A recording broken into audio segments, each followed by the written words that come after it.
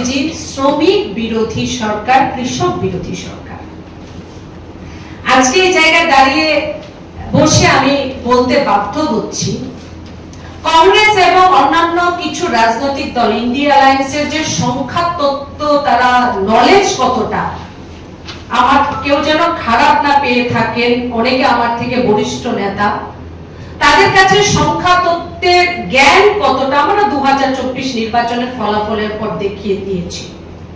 দূর সংখ্যায় দাঁড়িয়ে কংগ্রেসের যুবরাজ রাহুল গান্ধী তথা ইন্ডিয়া অ্যালায়েন্সের বাকি নেতৃত্ব, সেটা মমতা হোক, সাপা হোক, আমাদের রাজ্যে প্রাক্তন মুখ্যমন্ত্রী মানিক বাবু হোক, বা আমাদের রাজ্যের যারা অন্যান্য যারা জিতেন বাবুর মতো বরিষ্ঠ নেতাদের যা বাহাদুরি আমরা কয়েক সেকেন্ডের জন্য দেখেছি, এরকম একটা ভাব তারা পোষণ করেছিলেন দূর সংখ্যায় দাঁড়িয়ে যে রাহুল গান্ধী প্রধানমন্ত্রী হয়ে যাচ্ছে। আর তিনবারের মতো তিন সংখ্যায় এসেও প্রধানমন্ত্রী রূপে শপথ নেওয়ার পরেও এরকম প্রদর্শনী দেখানো হয়েছিল যেন ভারতীয় জনতা পার্টির পরাজয় হয়েছে। দেখুন, আমি এখানে বসে আরেকটি কথা বলতে চাই যে আমিও অর্থনীতিবিদ না, আপনারা কেউ আমাকে অর্থনীতি নিয়ে কিছু প্রশ্ন করবেন না, হয়তো আমি উত্তর দিতে পারবো না, কিন্তু বিষয় হলো কমন সেন্স, সাধারণ জ্ঞান।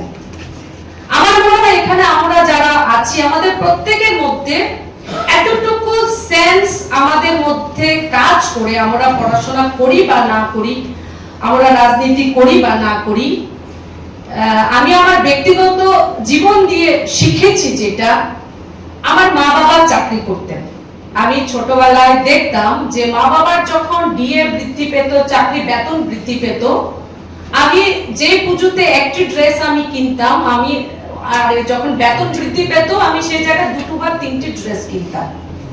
অর্থাৎ বেতন বৃদ্ধি পেয়েছে আমার মা বাবা, কিন্তু ক্রয় ক্ষমতা কিন্তু আমার বেড়ে গেল। তো ভারতবর্ষের যে ইকোনমিক সিস্টেমটাও সেটাই কিন্তু বলে যে একজন ব্যক্তির যখন ইনকাম বৃদ্ধি পাবে তখনই সমাজ দাঁড়াবে, সমাজের ইনকাম বৃদ্ধি পাবে, সমাজ থেকে আসবে রাজ্য, রাজ্য থেকে আসবে রাষ্ট্র, রাষ্ট্র থেকে আসবে বিশ্ব। এটাই হলো সিস্টেম। আজ প্রধানমন্ত্রী নরেন্দ্র মোদীজির নেতৃত্বে লাস্ট 11 বছর 25 কোটির ওপর মানুষকে দারিদ্রতা থেকে বের করা হয়েছে।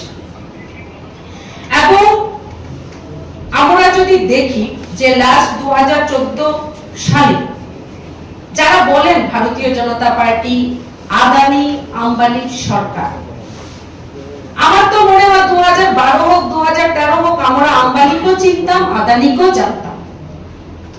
এবং 2013 সালে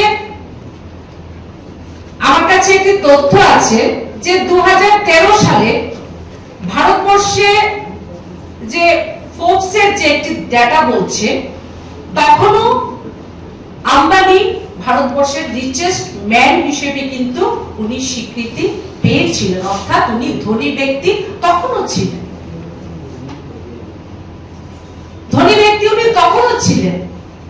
আজ 4 কোটির উপর ঘর প্রধানমন্ত্রী নরেন্দ্র মোদীজির সরকার আসার পর, 11 কোটির উপর মহিলাদের রান্নাঘরে গ্যাস কানেকশন, 13 কোটির উপর মুদ্রা যোজনায় লোন, 77 কোটি টাকার উপর আয়ুষ্মান ভারত, কোটি কোটি টাকার উপর আমাদের কিষাণ সম্মান নিধি, যারা আমাদের যারা ভারতবর্ষের যারা গরিব কৃষক তারা পেয়েছেন, পাচ্ছেন। 81 কোটির উপর গরিব কল্যাণ যোজনায় আজ প্রায় 4 বছর ধরে কোভিড থেকে বিনামূল্যে রাশন পাচ্ছেন আমাদের ভারতবর্ষের 81 কোটি গরিব মানুষ।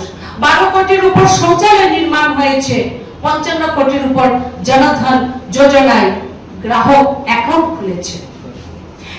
প্রশ্ন হলো, এই টাকাগুলো, এই যে এত কিছু, এই যে একটি বড় কর্মযজ্ঞ চলছে প্রধানমন্ত্রী নরেন্দ্র মোদীজির নেতৃত্বে গরিব কল্যাণের জন্য, গরিবের উদয়ের জন্য, কৃষক শ্রমিকদের জন্য, সেই টাকাগুলো তার সোর্স কি আছে, কোত্থেকে আসছে? কিছুদিন আগে রাজ্যের প্রাক্তন সাংসদ শঙ্কর প্রসাদ দত্ত মহোদয় একটি প্রেস কনফারেন্স করছিলেন, আজ আমি একটু ফলো করলাম কি বলছিলেন। উনি প্রথম শুরু করলেন যে পেহেলগামের ঘটনার জন্য আমরা একটু দেরিতে ধর্মঘট পালন করছি, অনেক আগেই করে নিতাম। ভালো লাগলো যে কমিউনিস্টরা আজ এতদিন পর পেহেলগামের কথা বলছেন। পেহেলগামের ঘটনার পর না দুঃখ প্রকাশ করতে দেখলাম, না সেনাবাহিনী যখন সার্জিক্যাল স্ট্রাইক করলো, আমি ওই প্রসঙ্গে যেতে চাইছিলাম, বাট এটা বাস্তব মানতে হবে। এই বিষয়গুলো আমাদের বলতে হবে, স্বীকার করতে হবে। তুমি আছো রান্নাঘরে, তাই সুগন্ধে ভরে, যা খুশি তেমনই খাই তোমার জাদুর রান্নায়। থাকে শুধু লংতরাই, থাকে শুধু লংতরাই, কত কেজি রান্না হয়, মন তাই করছো জয়, ভালোবেসে বলছি তাই, রান্নায় তোমাকে চাই, চাই শুধু লংতরাই, চাই শুধু লংতরাই। লংতরাই গুঁড়ো মশলা, রান্নায় তোমাকে চাই, চাই শুধু লংতরাই।